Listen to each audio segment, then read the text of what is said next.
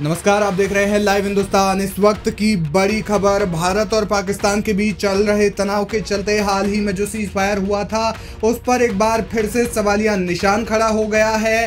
दरअसल पंजाब के साथ साथ कई सीमावर्ती इलाकों में ब्लैकआउट कर दिया गया है। बताया जा रहा है कि ड्रोन जो है वो आसमान में देखे गए हैं। 10 से 12 ड्रोन्स के दिखने की खबर है सांबा में। इसके अलावा सांबा और हीरानगर में ब्लैकआउट कर दिया गया है। स्मॉल आर्म्स फायरिंग जो है वो चल रही है इंटरनेशनल बॉर्डर पर, यानी कि इंटरनेशनल बॉर्डर पर थोड़ी बहुत छुटपुट जो है फायरिंग की खबरें हैं। वहीं ब्लैकआउट जम्मू और सांबा में कर दिया गया है। इसके अलावा वैष्णो देवी भवन और यात्रा ट्रैक पर भी ब्लैकआउट कर दिया गया है। एयर डिफेंस सिस्टम भारत का जो है वो एक्टिवेट हो गया है। तस्वीरों में आप देख सकते हैं कि किस प्रकार से ब्लैकआउट किया गया है।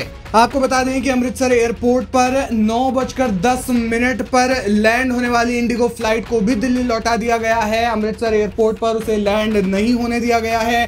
फिलहाल इसका कारण जो है वो जिले में ब्लैकआउट को बताया जा रहा है। दरअसल सीमावर्ती इलाकों में कई जगहों पर ब्लैकआउट कर दिया गया है। सीज फायर के बाद एक बार फिर से होशियारपुर के दसूहा में कम से कम 5 से 7 धमाके सुनाई देने की खबर है। और इसके बाद होशियारपुर में सायरन बजने लगे। सायरन बजने के बाद पूरे जिले को ब्लैकआउट कर दिया गया है। तो कुल मिलाकर देखा जाए तो जिस तरीके से ये लगातार सीज फायर के बाद भी ड्रोन देखे जाने की खबरें हैं, ब्लैकआउट हो रहे हैं, सायरन बज रहे हैं, यहाँ तक कि धमाके भी सुनाई दे रहे हैं, तो ये कहीं ना कहीं सीज फायर पर एक सवालिया निशान लगाते हैं पाकिस्तान की ओर से।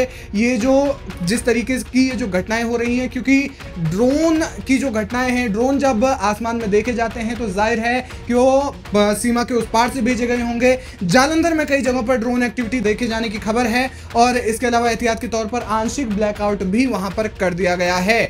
वहीं इस मामले में लगातार जो है वो जांच जारी है, लेकिन जिस तरीके से ये घटना हो रही है, आपको बता दें कि वैष्णो देवी भवन और यात्रा ट्रैक पर ब्लैकआउट कर दिया गया है। जम्मू और सांबा में ब्लैकआउट कर दिया गया है। इसके अलावा सांबा और हीरानगर की बात की जाए तो उससे सटे इंटरनेशनल बॉर्डर पर छुटपुट फायरिंग की खबरें आ रही हैं और 10 से 12 ड्रोन्स को इंटरसेप्ट किया गया है सांबा में। और इसके साथ साथ हमारा जो एयर डिफेंस सिस्टम है S-400, जिसे सुदर्शन चक्र कहा जाता है, वो फिलहाल एक्टिवेट हो गया है।